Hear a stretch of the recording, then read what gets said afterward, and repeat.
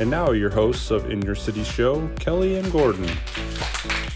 Welcome to In Your City Show. I'm Kelly Lamb, And I'm Gordon Montgomery. who sometimes calls himself my Ed McMahon. Yes, I'm just the guy that laughs a lot and supports her when she much messes up. But much better looking. Yeah.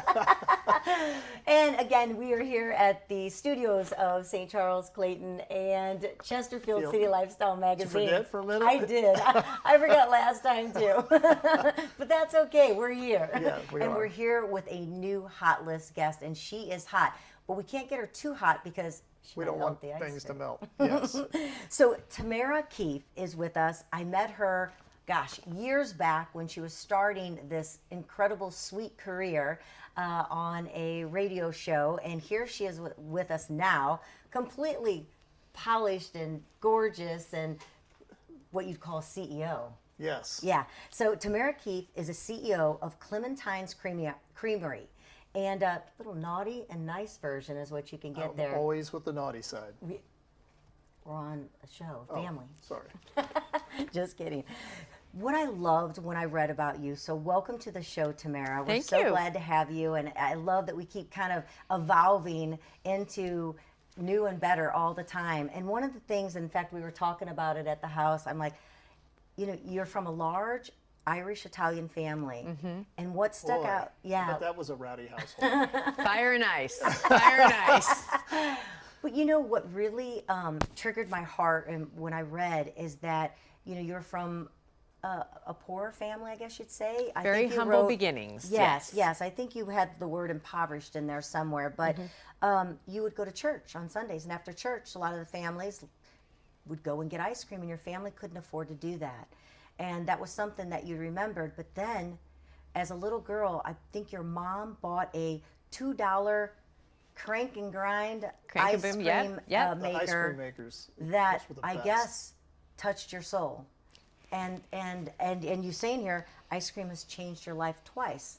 So tell us what you mean about that, and then take us on a little bit of a journey to where you are now. Sure. Well, I think when I say it's changed my life twice, when I was a child, my sense of community was very much around our family because we had such a large family. How many? I have 4 older brothers, my parents and my grandparents Oh my God. all together.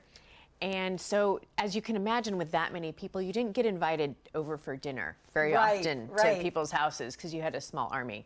And so it wasn't until we started making ice cream as a family together that word got out in our church that we were making ice cream. And people were very excited at that notion, and they started asking if they could come to our house, which was totally a different experience. Now, of course, we couldn't afford to make ice cream for all those people. Sure. So one family would bring the milk, another family would bring the cream, someone else would bring the strawberries. And so literally as a child, my whole sense of community changed because of an ice cream cone. And so we had all these new friends, and we became like this super popular family, and just like ice cream just changed my whole life as a kid. I was like, oh my gosh, this is amazing. I have all these new friends. It was so different. Ice cream's always going to bring new friends. What's the Eddie Murphy? I got my ice cream. Yeah. So it stayed with me that ice cream changes lives. Ice cream changes communities. And after 25 years in corporate America, when I wanted to change my life and do something different, I said, wow, St. Louis, in my opinion, didn't have great ice cream. And my neighborhood didn't have an ice cream shop, and I loved making ice cream. And so I said, I'm going to go do this. So I left my corporate career, and I decided to start Clementine's, and my life was changed yet again, right? What was your first store that you opened? Lafayette Square, so Okay. in my neighborhood, which I still live in. Now, which one is I love how you bring community into when you open. Remember when you said, I think everybody brought their favorite or a spoon, and you ended up making maybe a light Yeah, out of so it? that was in my third shop Okay. in One in South Southampton, City, in yeah. South I was City. seeing that. All of the neighbors in the community brought me their vintage ice cream scoops that they grew up with.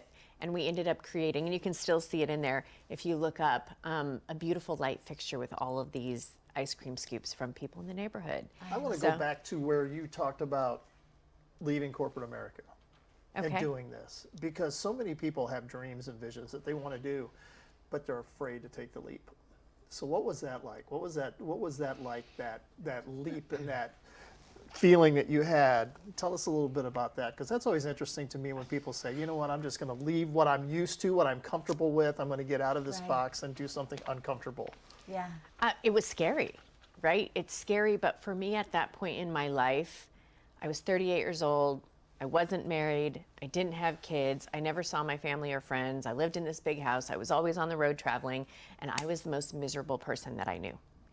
And I had to make a difference. So for me, I had to do something. I needed to take my life back. I needed to own it. I needed to make changes. I needed to be happy. I think maybe you get to a certain age and you say, this other stuff isn't worth it anymore, or what you thought you wanted, maybe you don't, or maybe it doesn't suit you at a certain point in your life.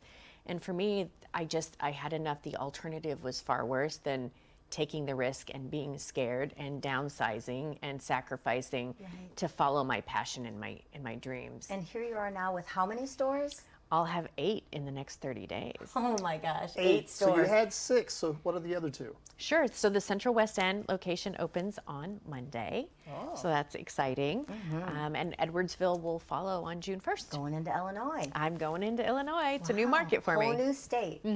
So tell us, for those that maybe have not tried your ice cream, what makes it unique and different? You have naughty or nice. Give a little bit of an intro of what to expect when they walk into one of your creameries. Sure. Well, first of all, we have the most beautiful ice cream shops in America. First and They are foremost, right gorgeous. here in St. Louis. They're really beautiful. So they can expect that. And it's Clementine's Naughty or Nice, because our naughty ice creams are infused with alcohol. So they're naughty and boozy and fun. And then we have our nice creams for everyone, suitable for the whole family. And For then those we coming also out of church. for That's Sunday. right. That's right. And then we have our vegan and our non-dairy options, because there's so many people out there who can't have dairy, can't have gluten. So, it was really important for me early on to make sure that ice cream is made for everyone, right? No kid, no person should say, "Oh, let's go out for ice cream," and they have to sit there because they don't have Right, any options. right. So that was important to me early on. So So that's as our a- naughty and nice and vegan. Mega CEO of ice cream that's going everywhere. What do you want to say to somebody that, about who you are and what you've built? You want to leave them as a message? I think it's St. Louis is an amazing city to follow your dreams in, right? And I'm so blessed and fortunate to do the job that I do every single day and to be able to give back to the city. And, I still pinch myself. It started with me 8 years ago, and I have 158 families now that rely on Clementines locally, right, for their livelihoods. And so, when people come to Clementines, they're not just supporting me; they're supporting all these families. And They're not just feeding their own soul. yeah, feeding yeah, others. right. Yeah. So that's a beautiful part. I think when you start a business, in the beginning, it was very much about me following my dreams and being happy.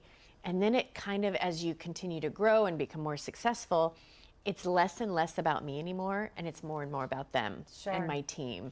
Sure. And it's funny how it changes, because I no longer make decisions for me. I make decisions for the team. Right. I make decisions for the city. We just moved into, and I built out a 25,000 square foot manufacturing facility in North City. And so for me, it's important as a business owner to put my money where my mouth is, Yeah. right? And if we want the city to change, then we have to be willing to make the investment and to go where somebody hasn't gone before to do that, to start making that change. Yeah. And so, I'm really proud of that. I'm really excited for that. We are too. Tamara Keefe, she is the CEO of Clementine's Creamery, Naughty and Nice. You can get both of those. And just let me ask you before we leave, if you gave me 2 words to describe yourself, And it's they the can't month be of May. naughty and nice. They can't be naughty and nice. Those are my words. What would those 2 words be? Incredibly blessed. Oh, I love that. That's too. awesome. Tamara Keefe, thank you so much for Thank you. taking time to come on In Your City Show and bringing so much to the cities around us. You're sweetening everyone's day, so we appreciate it. Thank you. Thank you for having me.